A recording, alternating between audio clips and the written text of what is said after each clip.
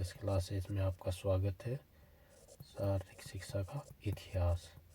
आज हम पढ़ेंगे रोम का, जर्मनी का और स्वीडन का। इन 3 देशों का इतिहास पढ़ेंगे। तो सबसे पहले हम शुरुआत करते हैं रोम से। इसमें जो शारीरिक शिक्षा का रूप था, शारीरिक शिक्षा का रूप वो था सैनिक गतिविधियों के रूप में।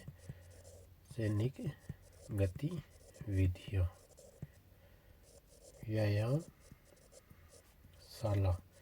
जहाँ पे व्यायाम करते थे उसको कहते थे। रोम में व्यायामशाला को जब व्यायाम किया जाता था उसको कैंपस मार्सियस कहा जाता था। मार्स युद्ध के देवता का नाम था। कैंपस मार्सियस में दौड़, कूद, फेंकने की गतिविधि, कुश्ती,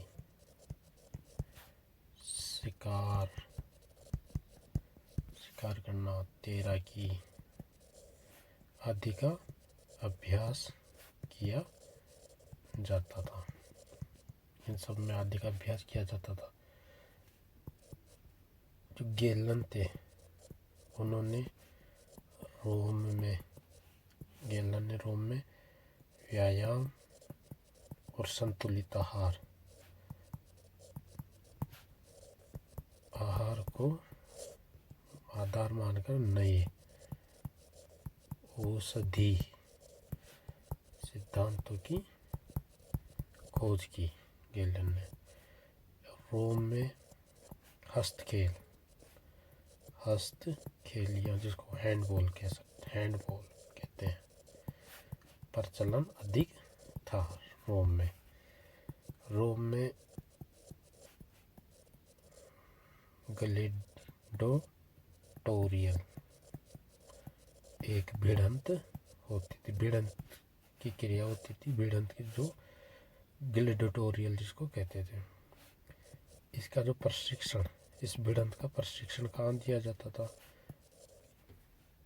इसका प्रशिक्षण कॉलेजियम में दिया जाता था।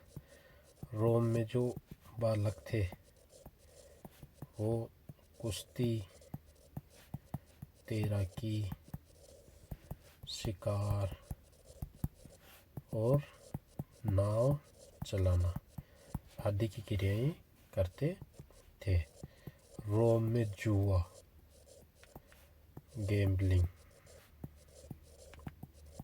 जो गैम्बलिंग था, यह मनोरंजन के रूप में अधिक प्रचलित था। इस प्रकार से रोम साम्राज्य में सारी गतिविधियां होती थी। शारीरिक शिक्षा का इतिहास। रोम, जर्मनी, स्वीडन का इतिहास पढ़ेंगे।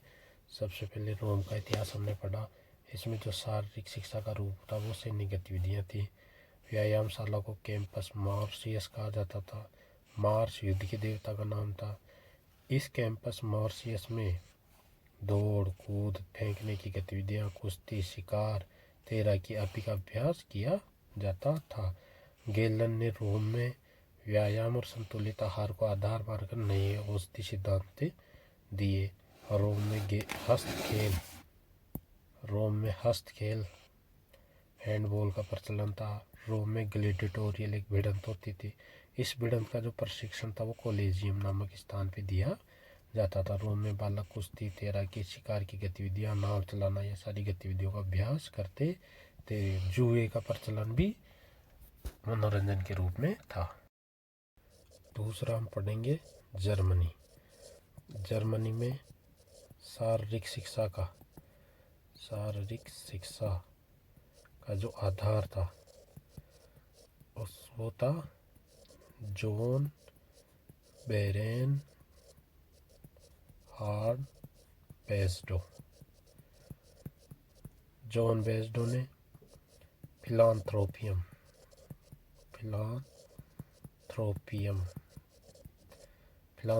की स्थापना की। जर्मनी में अडोल्फ स्पीच ने स्कूल जिम्नास्टिक प्रारंभ किया। एडोल्फ स्पीच ने दो पुस्तकें लिखी, जिसमें सबसे पहली पुस्तक थी वो थी system of gymnastic.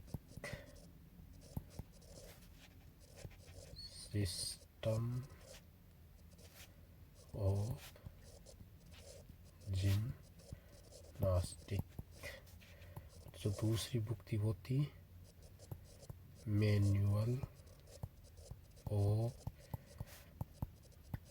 Gymnastic for school. Manual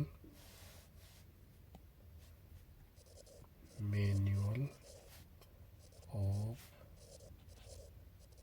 gymnastic for school, ये दो पुस्तकें लिखी। एडोल्फ स्पीच ने जर्मनी में जिम्नास्टिक के साथ किसकी शुरुआत की? मार्चिंग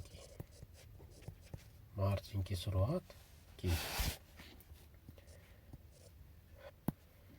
जर्मनी में ह्यूगो टेस्टोन ने रॉयल सेंट्रल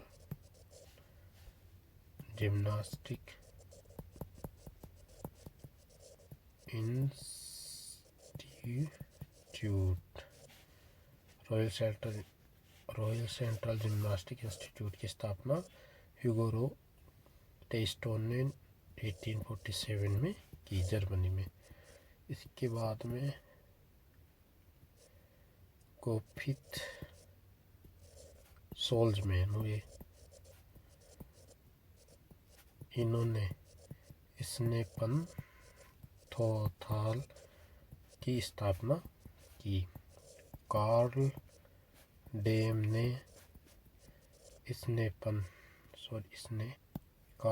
ने स्नेपनथॉल में बालकों को या बच्चों को पहाड़ पर दौड़कर चढ़ना व उतरना तथा फेंकने की क्रिया,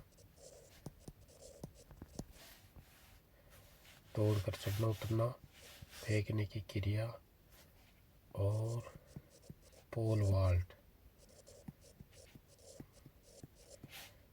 की गतिविधियों का अभ्यास करवाया। कार्ल आंद्रे, इसने gymnastic academy of physical education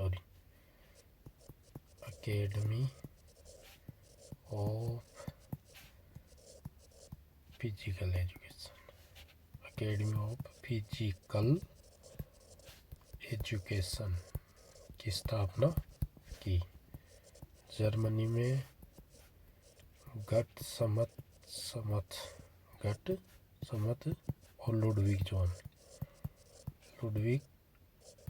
John, इन्होंने भी जर्मनी में शारीरिक शिक्षा में अपना महत्वपूर्ण योगदान दिया। इस प्रकार का इतिहास हमने पढ़ा। जर्मनी शारीरिक शिक्षा का जो आधार था वो जॉन बेस्डो ने फिलांथ्रोपियम की स्थापना की।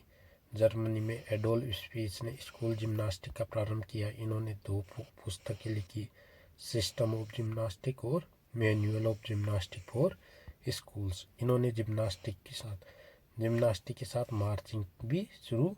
ह्यूगो टेस्टोन ने 1847 में रॉयल सेंट्रल जिम्नास्टिक इंस्टीट्यूट की स्थापना की। गोटफ्रीड सोल्जमैन ने स्नेपनथॉल की स्थापना की। कार्ल डैम ने 1955 में बालकों को पहाड़ पर दौड़कर चढ़ना, उतरना और फेंकने की क्रिया, पोल वॉल्ट आदि गतिविधियों का अभ्यास करवाया। Carl Andre academy of physical education की स्थापना की। जर्मनी में गर्समच और लुडविग जोन ने भी महत्वपूर्ण योगदान दिया।